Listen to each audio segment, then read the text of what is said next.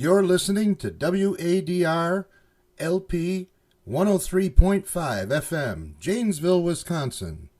The views and opinions expressed on this station are those of the hosts, guests, and callers, and are not necessarily those of WADR 103.5 FM, its management, or other hosts or underwriters.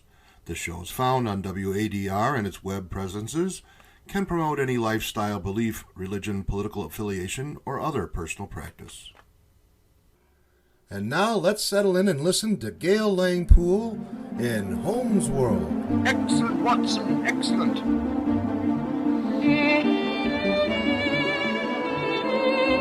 The Adventures of Sherlock Holmes.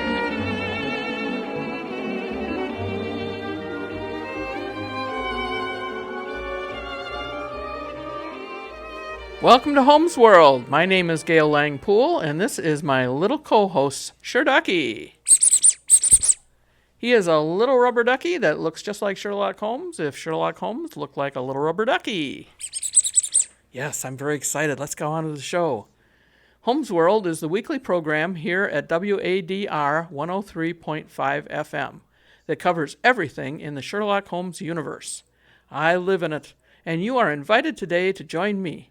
Well, we'll hear a Sherlock Holmes story, read a couple of book reviews, and have some fun. What do you think, Sherducky? Well, the story today is a very nice one, although it's rather not known as one of Holmes's favorite successes, okay? It's called The 5 Orange Pips. It was written in 1892. It was published in 1892 in the Strand magazine, and it was written by Sir Arthur Conan Doyle.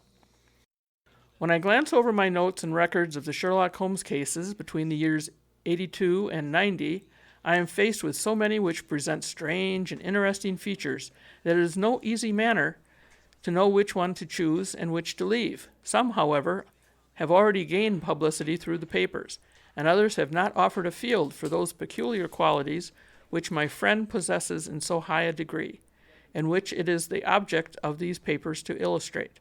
Some, too, have baffled his analytical skill, and would be, as narratives, beginnings without an ending, while others have been but partially cleared up, and have their explanations founded rather upon conjecture and surmise than on that absolute logical proof which is so dear to him. There is, however, one of these last which is so remarkable in its details and so startling in its results that I am tempted to give some account of it, in spite of the fact that there are points in connection with it which have never been and probably never will be entirely cleared up. This is Dr. Watson's account of the 5 Orange Pips. The year 87 furnished us with a long series of cases of greater or less interest, of which I retain the records. Among my headings under this one 12-month, I find an account of the adventures of the Paradol Chamber, of the Amateur Mendicant Society, and the facts connected with the loss of the British bark Sophia Anderson. Also, finally, the Camberwell poisoning case. All these I may sketch out at some future date, but none of them present such singular features as the strange train of circumstances which I have now taken up my pen to describe.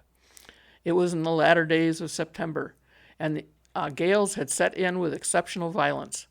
All day the wind had screamed, and the rain had beaten against the windows. As the evening drew in, the storm grew higher and louder, and the wind cried and sobbed like a child in the chimney. Sherlock Holmes sat moodily at one side of the fireplace, cross-indexing his records of crime, while I on the other was deep into one of Clark Russell's fine sea stories. "Well," I said, "that was surely the bell. Who could come tonight? Some friend of yours, perhaps?" "Except for yourself, I have none," he answered. "A client, then?" "If so, it is a serious case. Nothing less would bring a man out on such a day and at such an hour." There came a step on the passage and a tapping at the door. "Come in," said Sherlock Holmes. The man who entered was young, some 22 at the outside, well-groomed and trimly clad. with something of refinement and delicacy in his bearing. He looked about him anxiously in the glare of the lamp, and I could see that his face was pale and his eyes heavy, like those of a man who is weighed down with some great anxiety. "I owe you an apology," he said. "Give me your coat and umbrella," said Holmes. "They must rest here on the hook and will dry presently." "I have come for advice." "That is easily got." "And help." "That is not so easy." "I have heard of you, Mr. Holmes. I have heard from Major Pendergast how you saved him at the Tankerville Club scandal." "Oh, of course. He was wrongfully accused of cheating at cards. He said that you could solve anything." "He said too much." "That you are never beaten." "I have been beaten 4 times, 3 times by men, and once by a woman." "I beg that you will draw your chair up to the fire and favor me with some details as to your case." "It is no ordinary one." "None of those which come to me are. I am the last court of appeal." "And yet I question, sir, whether in all your experience you have ever listened to a more mysterious and inexplicable chain of events than those which have happened in my own family." "You fill me with interest," said Holmes. "Pray give us the essential facts." The young man pulled his chair up and pushed his wet feet toward the blaze. "My name," he said, "is John Openshaw, but my own affairs have little to do with this awful business. It is a hereditary matter. So in order to give you an idea of the facts, I must go back to the commencement of the affair. You must know that my grandfather had 2 sons, my uncle Elias and my father Joseph. My father had a small factory in Coventry. His business met with such success that he was able to sell it and retire upon a handsome competence. My uncle Elias emigrated to America when he was a young man and became a planter in Florida, where he was reported to have done very well. At the time of the war he fought in Jackson's army, and afterwards under Hood, where he rose to be a colonel. When Lee laid down his arms, my uncle returned to his plantation, where he remained for 3 or 4 years. About 1869 or 1870 he came back to Europe and took a small estate in Sussex. He had made a very considerable fortune in the States, and his reason for leaving them was his aversion to the Negro and his dislike of the Republican policy in extending the franchise to them. He was a singular man, fierce and quick-tempered, very foul-mouthed when he was angry, and of a most retiring disposition. During all the years that he lived in Horsham, I doubt if ever he set foot in the town. He had a garden and 2 or 3 fields around his house, and there he would take his exercise, though very often for weeks on end he would never leave his room. He drank a great deal of brandy and smoked very heavily, but he would see no society and did not want any friends, not even his own brother. He didn't mind me. In fact, he took a fancy to me, for at the time when he first saw me, I was a youngster of 12 or so. That would be in the year 1878, after he had been 8 or 9 years in England. He begged my father to let me live with him, and he was very kind to me in his way.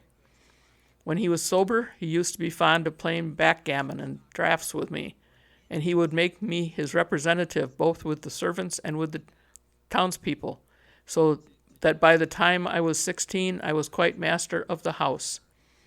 I kept all the keys and could go where I liked and do what I liked, so long as I did not disturb him in his privacy. There was one singular exception, however, for he had a single room, a lumber room, up among the attics, which was invariably locked, and which he would never permit me or anyone else to enter.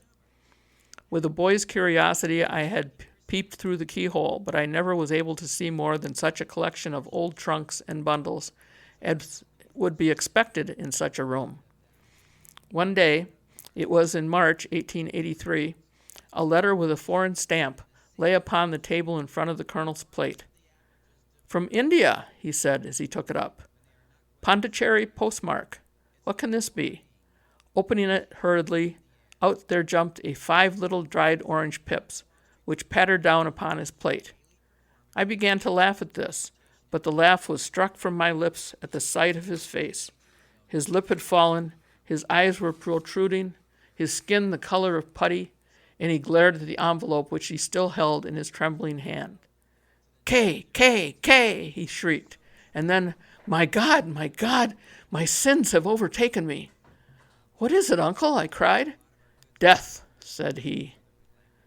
What could be the reason of his overpowering terror? I left the breakfast table and followed the man that had opened the envelope. As I ascended the stair, I met him coming down with an old rusty key, which must have belonged to the attic, in one hand, and a small brass box, like a cash box, in the other. "They may do what they like, but I'll checkmate them still," said he with an oath. "Tell Mary that I shall want a fire in my room today, and send down to Forden, the Horsham lawyer." I did as he ordered, and when the lawyer arrived, I was asked to step into the room. The fire was burning brightly, and in the grate there was a mass of black, fluffy ashes, as of burned paper, while the brass box stood open and empty beside it. As I glanced at the box, I noticed with a start that upon the lid was printed the treble K, which I had read in the morning upon the envelope. "I wish you, John," said my uncle, "to witness my will. I leave my estate, with all its advantages and all its disadvantages, to my brother, your father, whence it will, no doubt, descend to you. If you can enjoy it in peace, well and good. If you find you cannot, take my advice, my boy, and leave it to your deadliest enemy. Kindly sign the paper where Mr. Fordham shows you." I signed the paper as directed, and the lawyer took it away with him. I could not shake off the vague feeling of dread which this incident left behind. I could see a change in my uncle. He drank more than ever, and he was less inclined for any sort of society. Most of his time he would spend in his room, with the door locked upon the inside, but sometimes he would emerge in a sort of drunken frenzy, and would burst out of the house and tear about the garden with a revolver in his hand, screaming out that he was afraid of no man, and that he was not to be cooped up, like a sheep in a pen, by man or devil. When these hot fits were over, however, he would rush in at the door and lock it and bar it behind him, like a man who can brazen it out no longer, against the terror which lies at the roots of his soul. At such time I have seen his face, even on a cold day, glisten with moisture, as though it were newly raised from a basin. Well, to come to the end of the matter, Mr. Holmes, and not to abuse your patience, there came a night when he made one of those drunken sallies from which he never came back. We found him, when we went to search for him, face down in a little green-scummed pool which lay at the foot of the garden. There was no sign of any violence, and the water was but 2 feet deep, so that the jury, having regarded his known eccentricities, brought in a verdict of suicide. But I, who knew how much he winced from the very thought of death, had much ado to persuade myself that he'd gone out of his way to meet it. The matter passed, however, and my father entered into possession of the estate, and of some £14,000, which lay to his credit at the bank. "One moment," Holmes interposed. "Your statement is, I foresee, one of the most remarkable to which I had ever listened. Let me have the date of the reception by your uncle of the letter, and the date of his supposed suicide." The letter arrived on March 10th, 1883. His death was 7 weeks later, upon the night of May the 2nd. "Thank you. Pray proceed." When my father took over the Horsham property, he, at my request, made a careful examination of the attic, which had always been locked up. We found the brass box there, although its contents had been destroyed. On the inside of the cover was a paper label, with the initials of KKK repeated upon it, and letters, memoranda, receipts, and a register written beneath.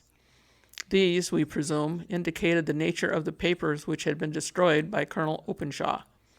For the rest, there was nothing of much importance in the attic, save a great many scattered papers and notebooks bearing upon my uncle's life in America. Some of them were of the war time, and showed that he had done his duty well and had borne the repute of a brave soldier. Others were mostly concerned with politics, for he had evidently taken a strong part in opposing the carpetbag politicians who had been sent down from the north. Well, it was the beginning of 84 when my father came to live at Horsham, and all went as well as possible with us until January of 85. On the 4th day after the New Year, I heard my father give a sharp cry of surprise as we sat together at the breakfast table. There he was, sitting with a newly opened envelope in one hand and 5 dried orange pips in the outside palm of the other. He had always laughed at what he called my cock and bull story about the colonel, but he looked very scared and puzzled now that the same thing had come upon himself. "Why, what on earth does this mean, John?" he stammered. My heart had turned to lead. "It is KKK," said I. He looked inside the envelope. "So it is," he cried. "Here are the very letters. But what is this written above them?" "Put the papers on the sundial," I read, peeping over his shoulder. "What papers? What sundial?" he asked. "The sundial in the garden. There is no other," said I, "but the papers must be those that are destroyed." "Phooey," he said, gripping hard at his courage. "We are in a civilized land here, and we can't have tomfoolery of this kind. Where does this thing come from?" "From Dundee," I answered, glancing at the postmark. "Some preposterous practical joke," he said. "What have I to do with sundials and papers? I shall take no notice of such nonsense." "I should certainly speak to the police," I said. "And be laughed off for my pains? Nothing of the sort." "Then let me do so." "No, I forbid you. I won't have a fuss made about such nonsense." It was in vain to argue with him, for he was very obstinate. I went about, however, with a heart which was full of foreboding. On the 3rd day after the coming of the letter, my father went from home to visit an old friend of his. Upon the 2nd day of his absence, I received a telegram from his friend, imploring me to come at once. My father had fallen over one of the deep chalk pits which abound in the neighborhood, and was lying senseless, with a shattered skull. I hurried to him, but he passed away without ever having recovered his consciousness. He had, as it appeared, been returning from Fareham in the twilight, and as the country was unknown to him, and the chalk pit unfenced, the jury had no hesitation in bringing in a verdict of death from accidental causes. Carefully, as I examined every fact connected with his death, I was unable to find anything which would suggest the idea of murder. There were no signs of violence, no footmarks, no robbery, no record of strangers having been seen on the roads. And yet I need not tell you that my mind was far from ease, and that I was well nigh certain that some foul plot had been woven around him. Well, isn't that exciting? Yeah, it's all right, sure, Ducky. It's okay. I'm right here with you. Now let's have some music here while we investigate what happened to John Overshaw.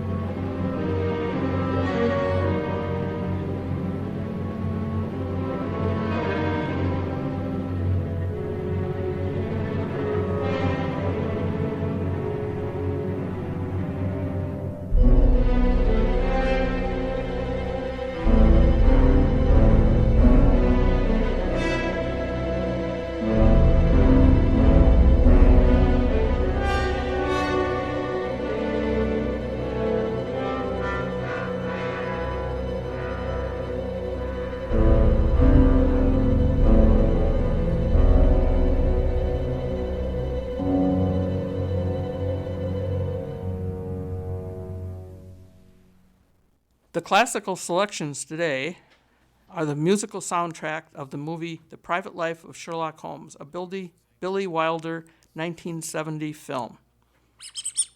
Yeah, we're going to hear a little bit more later. All right, back to the story. John Openshaw continues telling Holmes and Watson of his problem.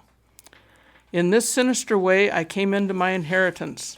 You will ask me why I did not dispose of it. I answer, because I was well convinced that our troubles were in some way dependent upon an incident in my uncle's life, and that the danger would be pressing on one house as well as another. It was in January 85 that my poor father met his end, and 2 years and 8 months have elapsed since then. During that time I have lived happily at Horsham, and I have begun to hope that this curse had passed away from the family, and that it ended with the last generation. I had begun to take comfort too soon, however. Yesterday morning the blow fell in the very shape in which it had come upon my father. The young man took from his waistcoat a crumpled envelope, and turning it on the table, he shook out upon it 5 little dried orange pips. I should explain at this point, listeners, that an orange pip is actually an orange seed, but they call them pips in England. This is the envelope, he continued. The postmark is London, Eastern Division. Within are the very words which were upon my father's last message, KKK, and then put the papers on the sundial. What have you done? Asked Holmes. Nothing. Nothing? To tell the truth, he sank his face into his thin white hands. I have felt helpless. I have felt like one of those poor rabbits when the snake is writhing toward it. I seem to be in the grasp of some resistless, inexorable evil, which no foresight and no precautions can guard against. Tut, tut, said Sherlock Holmes. You must act, man, or you are lost. Nothing but energy can save you. This is no time for despair. I have seen the police. Ah! But they listened to my story with a smile. I am convinced that the inspector has formed the opinion that the letters are all practical jokes, and the deaths of my relations were really accidents, as the jury stated, and were not to be connected with the warnings. Holmes shook his clenched fists in the air. Incredible imbecility, he cried. They have, however, allowed me a policeman who must remain at the house with me. Has he come with you tonight? No, his orders were to stay in the house. Again Holmes raved in the air. Why didn't you come to me, he said. Why didn't you come at once? I do not know. It was only today that I was advised by a friend to come to you. It is really 2 days since you had the letter. We should have acted before this. You have no further evidence, I suppose? There is one thing, said John Openshaw. He rummaged in his coat pocket, and drawing out a piece of discolored, blue-tinted paper, he laid it upon the table. I found this single sheet upon the floor of my uncle's room the day that he burnt the other papers, and I am inclined to think that it may be one of the papers which had perhaps fluttered out from among the flames, and in that way had escaped destruction. The writing is undoubtedly my uncle's. Holmes moved the lamp, and we both bent over the sheet of paper, which showed by its ragged edge that it had indeed been torn from a book. It was headed March, 1869, and beneath were the following enigmatic notices. 4th, Hudson came, same old platform. 7th, set the pips on Macaulay, Paramore, and John Swain of St. Augustine. 9th, Macaulay cleared. 10th, John Swain cleared. 12th, visited Paramore. All well. Thank you, said Holmes, folding up the paper and returning it to our visitor. And now you must on no account lose another instant. We cannot spare time even to discuss what you have told me. You must get home instantly and act.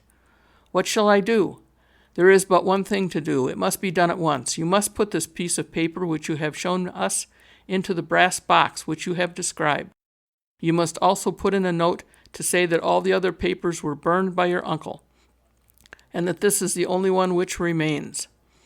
Having done this, you must at once put the box out upon the sundial, as directed. Do you understand? Entirely. Do not think of revenge or anything of the sort at present. The first consideration is to remove the pressing danger which threatens you. The second is to clear up the mystery and to punish the guilty parties. I thank you, said the young man. rising and pulling on his overcoat. "You have given me fresh life and hope. I shall certainly do as you advise. Do not lose an instant, and above all, take care of yourself in the meanwhile, for I do not think that there can be a doubt that you are threatened by a very real and imminent danger. How do you go back?" "By train from Waterloo." "It is not yet 9. The streets will be crowded, so I trust that you may be in safety, and yet you cannot guard yourself too closely." "I am armed." "That is well. Tomorrow I shall set to work upon your case. I shall call upon you in a day or in 2 days with news as to the box and the papers. I shall take your advice in every particular," said our client. He shook hands with us and took his leave. Outside the wind still screamed and the rain splashed and pattered against the windows. This strange, wild story seemed to have come to us from amid the mad elements, blown in upon us like a sheet of seaweed in the gale, and now to have been reabsorbed by them once more. Sherlock Holmes sat for some time in silence, with his head sunk forward and his eyes bent upon the red glow of the fire. Then he lit his pipe, and leaning back in his chair, he watched the blue smoke rings as they chased each other up to the ceiling. "I think, Watson," he remarked at last, "that of all our cases we have had none more fantastic than this." I was curious. "Who is this KKK?" I asked Holmes, "and why does he pursue this unhappy family?" Sherlock Holmes closed his eyes and placed his elbows upon the arms of his chair, with his fingertips together. "The ideal reasoner," he remarked, "would, when he'd once been shown a single fact in all its bearings, deduce from it not only all the chain of events which led up to it, but also all the results which would follow from it. As a Cuvier could correctly describe a whole animal by the contemplation of a single bone, so the observer who has thoroughly understood one link in a series of incidents should be able to accurately state all the other times, both before and after. We have not yet grasped the results which the reason alone can attain to, problems which may be solved in the study, which have baffled all those who have sought a solution by the aid of their senses. To carry the art, however, to its highest pitch, it is necessary that the reasoner should be able to utilize all the facts which have come to his knowledge, and this in itself implies, as you will readily see, a possession of all knowledge, which even in these days of free education and encyclopedias is a somewhat rare accomplishment. It is not so impossible, however, that a man should possess all knowledge which is likely to be useful to him in his work, and this I have endeavored in my case to do.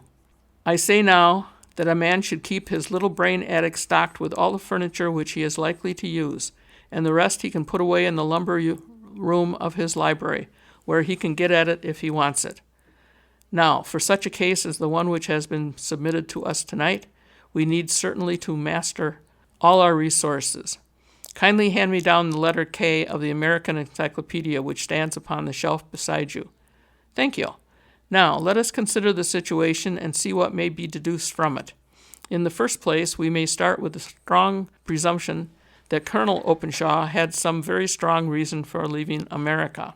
Men at his time of life do not change all their habits and exchange willingly the charming climate of Florida for the lonely life of an English provincial town. His extreme love of solitude in England suggests the idea that he was in fear of someone or something which drove him from America. As to what it was he feared, we can only deduce that by considering the formidable letters which were received by himself and his successors. Do you remark the postmarks of those letters? The first was from Pondicherry, the second from Dundee, and the third from London. From East London. What do you deduce from that? They are all seaports, that the writer was on board a ship. Excellent. We already have a clue. There can no doubt be the strong probability, that the writer was on board a ship. And now let us consider another point. In the case of Pondicherry, 7 weeks elapsed between the threat and its fulfillment. In Dundee, it was only some 3 or 4 days. Does that suggest anything? A greater distance to travel. But the letter also had a greater distance to come. Then I do not see the point. There is at least a presumption that the vessel in which the man or men are is a sailing ship. It looks as if they always sent their singular warning or token before them when starting on their mission. I think that those weeks between the receiving of the letter and the deed done represented the difference between the mail boat which brought the letter and the sailing vessel which brought the writer. It is possible. More than that, it is probable. And now you see the deadly urgency in this new case, and why I urged young Openshaw to caution. The blow has always fallen at the end of the time which it would take the senders to travel the distance. But this one comes from London, and therefore we cannot count upon delay. Good God, I cried, what can it mean, this relentless persecution? The papers which Openshaw carried are obviously of vital importance to the person or persons in the sailing ship. I think it is quite clear that there must be more than one of them. A single man could not have carried out 2 deaths in such a way as to deceive a coroner's jury. There must have been several in it, and they must have been men of resource and determination. They're papers that they mean to have, be the holder of them who it may. In this way, you see KKK ceases to be the initials of an individual and becomes the badge of a society. But of what society? Have you never, said Sherlock Holmes, bending forward and sinking his voice, have you never heard of the Ku Klux Klan? I never have. Holmes turned over the leaves of the book upon his knee. Here it is, he said presently. KKK, Ku Klux Klan. This terrible secret society was formed by some ex-Confederate soldiers in the southern states after the Civil War, and it rapidly formed local branches in different parts of the country, notably in Tennessee, Louisiana, the Carolinas, Georgia, and Florida. Its power was used for political purposes, principally for the terrorizing of the Negro voters and the murdering and driving from the country of those who were opposed to its views. Its outrages were usually preceded by a warning sent to the marked man in some fantastic but generally recognized shape. A sprig of oak leaves in some parts, melon seeds or orange pips in others. On receiving this, the victim might either openly adjure his former ways, or might fly from the country. If he braved the matter out, death would unfailingly come upon him, and usually in some strange and unforeseen matter. Eventually, in the year 1869, the movement rather suddenly collapsed, although there have been sporadic outbreaks of the same sort since that date.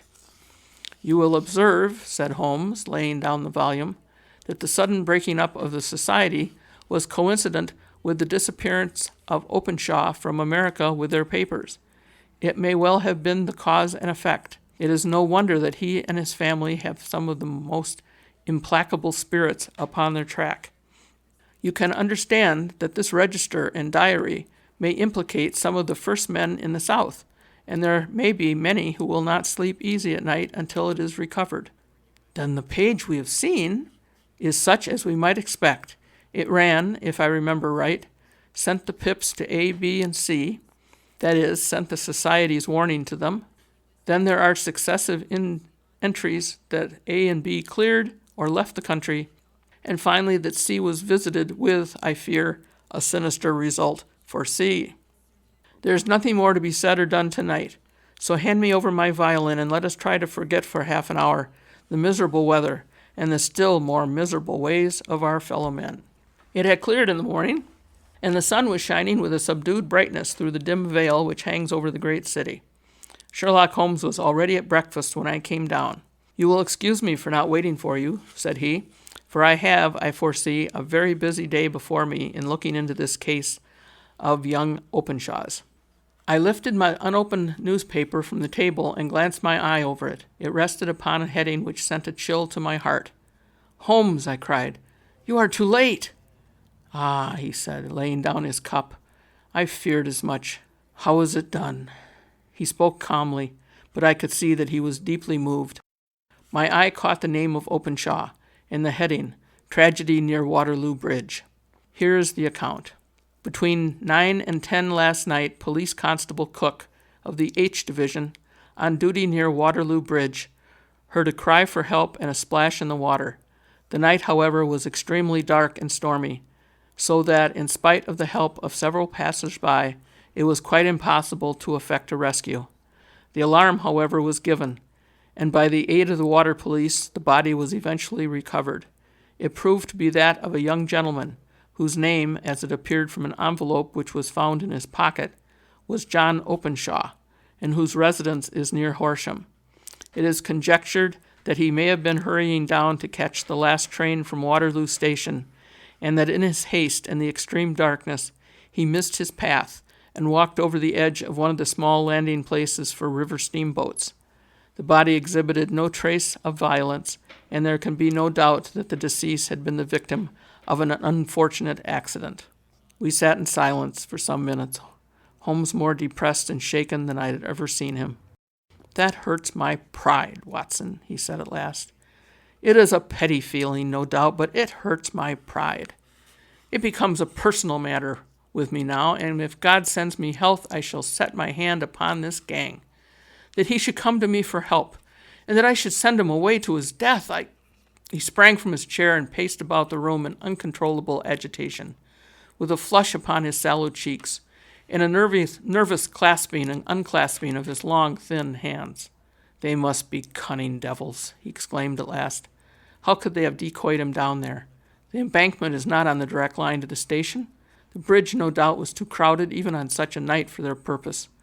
Well, Watson, we shall see who will win in the long run. I am going out now. To the police? No, I shall be my own police. When I have spun the web, they may take the flies, but not before." All day I was engaged in my professional work, and it was late in the evening before I returned to Baker Street. Sherlock Holmes had not come back yet. It was nearly 10 o'clock when he entered, looking pale and worn. "You have a clue?" "I have them in the hollow of my hand," said Sherlock Holmes. "Young Openshaw shall not long remain unavenged. Why, Watson, let us put their own devilish trademark upon them. It is well thought of." "What do you mean?"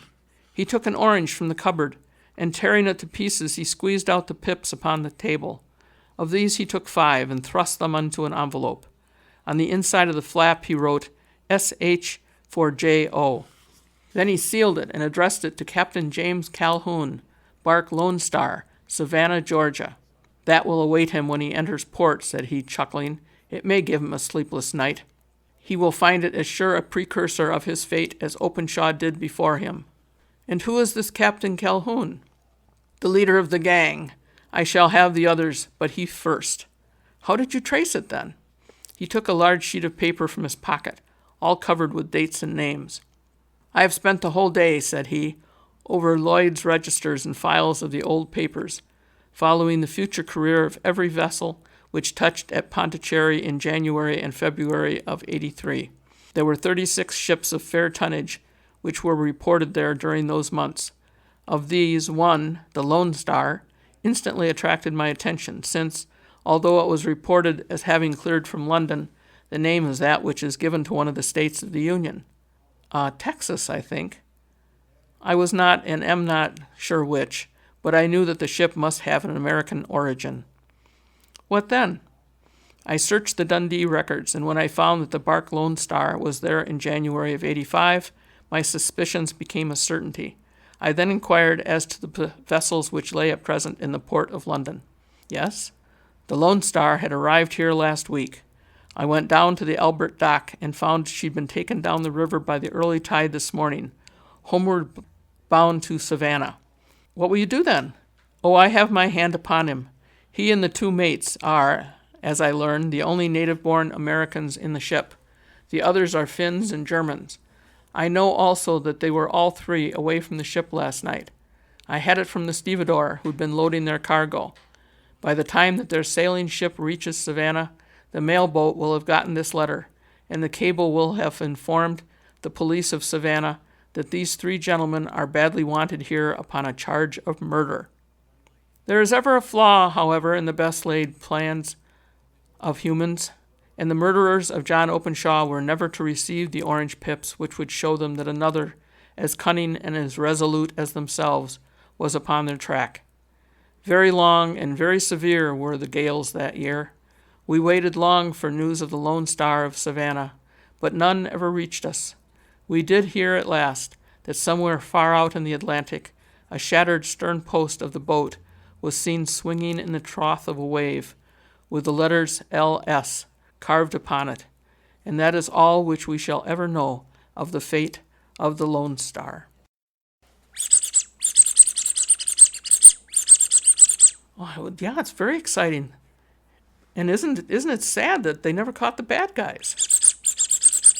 Oh, if you'd been there, you would have snuck on the ship and you would have arrested them yourself? Well, you're very brave for a little rubber ducky.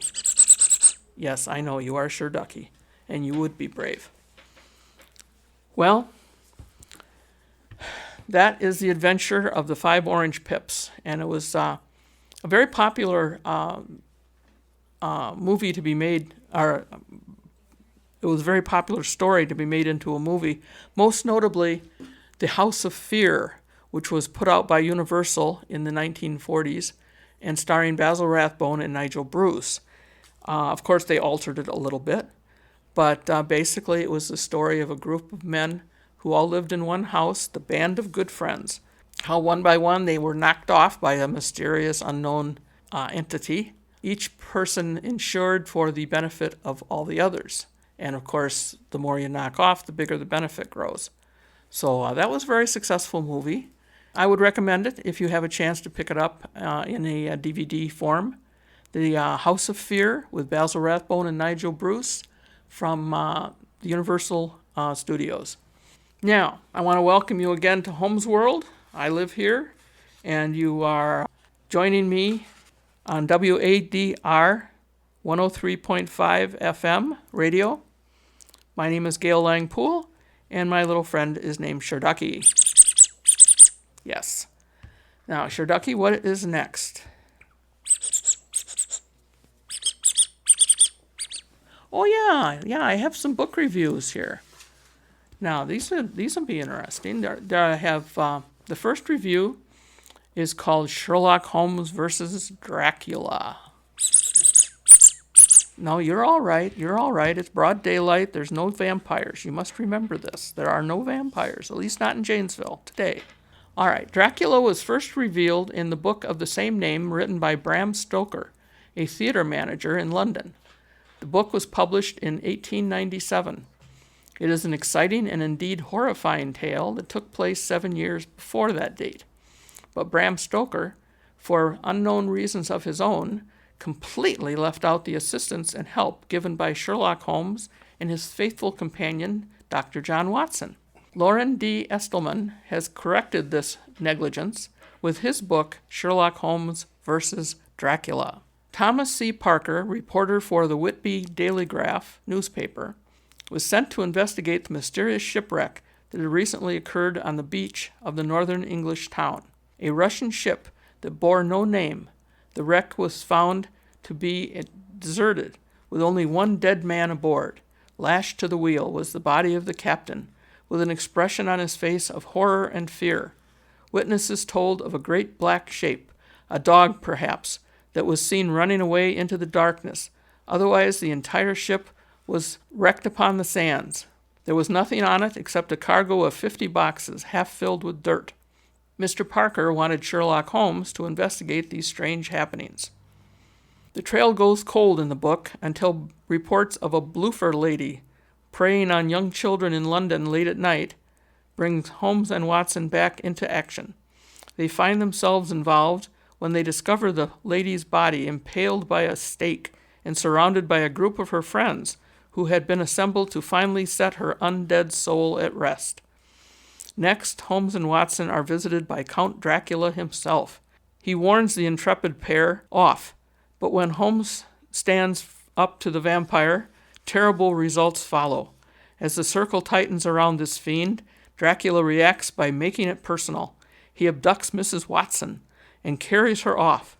The detective and the doctor chase him across the English countryside in a desperate effort to retrieve her from his clutches. This is an exciting thriller with multiple sensational climaxes. For Holmes fans and for Dracula fans, this is a must-have book.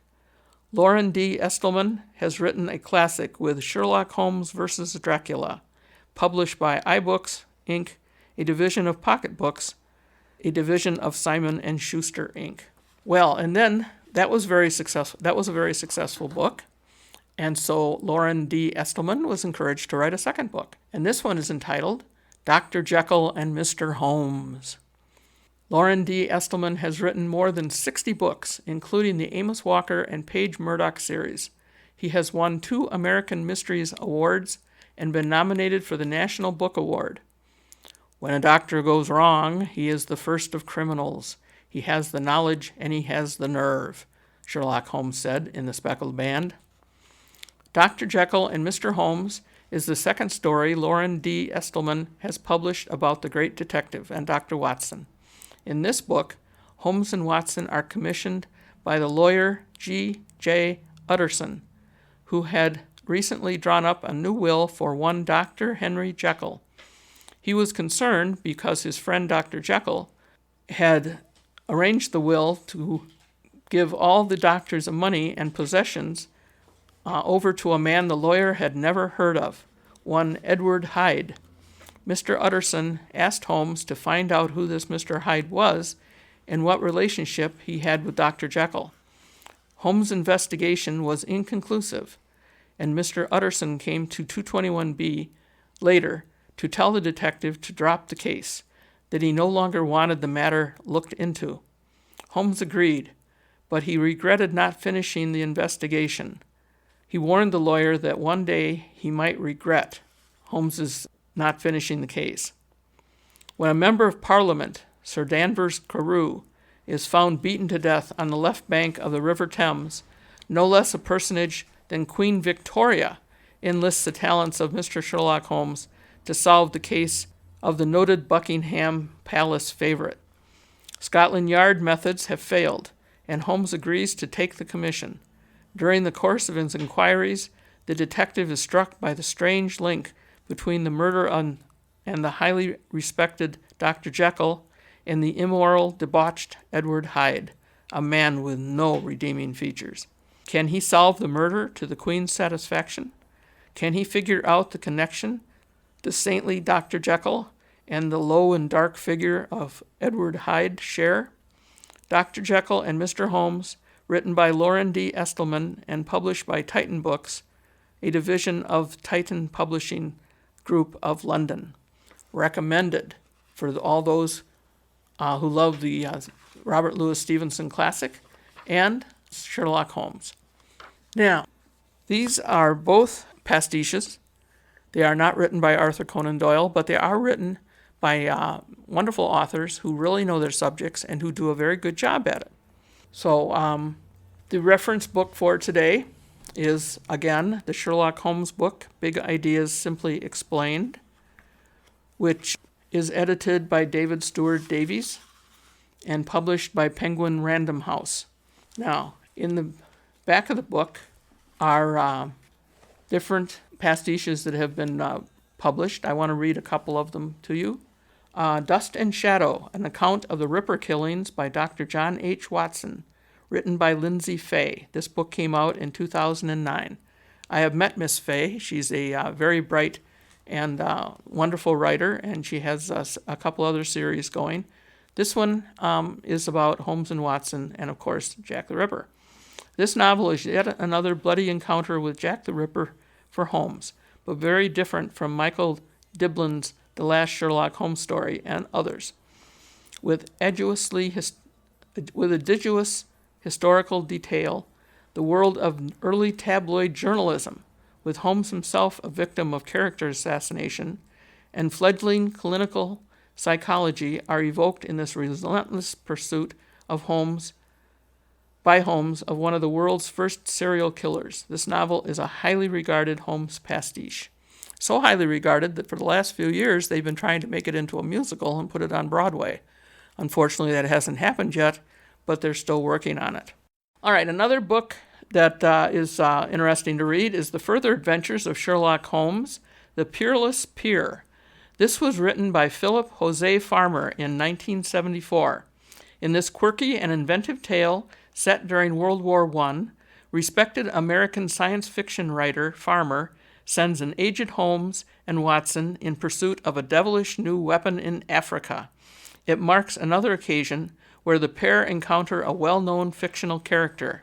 This time, Lord Greystoke, better known as Tarzan, is an exciting tale with elements of science fiction genre. Well, those are two books that I recommend. I would like to say today that, of course, again, our reference book is the Sherlock Holmes book, Big Ideas Simply Explained, available where books are available.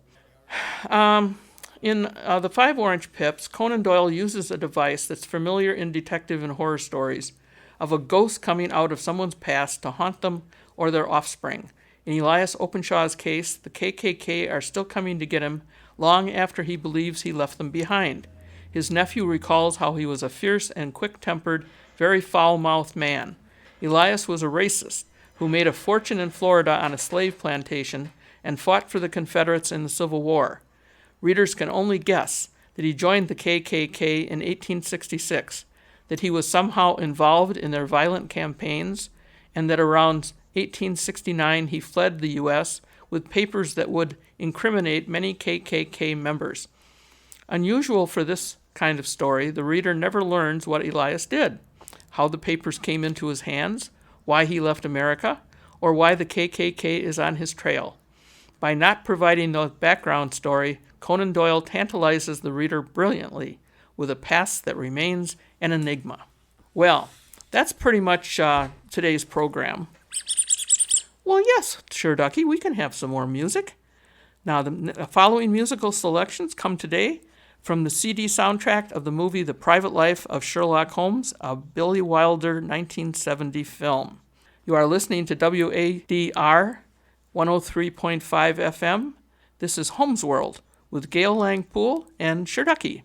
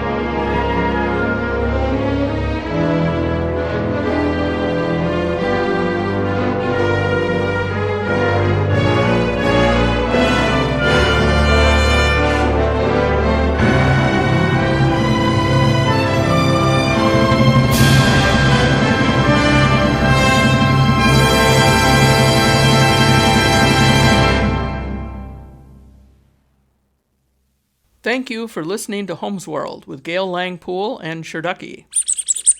Remember, the Sherlock Holmes stories and novels written by Sir Arthur Conan Doyle are available where books are found. Listen in next time when we cover another Sherlock Holmes story and explore more of Holmes World. That's it for this week. Join Gayle Puhl again next week for another adventure in Holmes World. Why have you come to see me? I'd have thought that was obvious, Doctor. We have a case for Mr. Sherlock Holmes.